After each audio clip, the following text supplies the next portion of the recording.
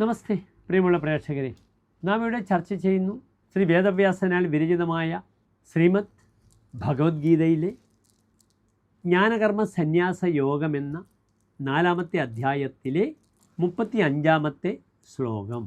യജ്ഞാത്വാ ന പുനർമോഹം ഏവം യാസ്യസി പാണ്ഡവ യേന ഭൂതാന്യശേഷേണ ദ്രക്ഷ്യസ്യാത്മന്യഥോ മയി. ഇനി ശ്ലോകത്തിൻ്റെ പദച്ഛേദം ശ്രദ്ധിക്കുക.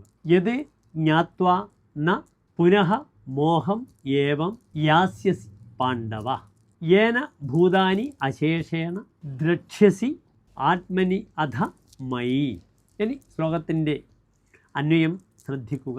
ഭോ പാണ്ഡവ യത് ജ്ഞാത്വാ പുനഃ ഏവം മോഹം ന യാസ്യസി അധ യേന അശേഷാണി ഭൂതാനി ആത്മനി മയി ച ദ്രക്ഷ്യസി.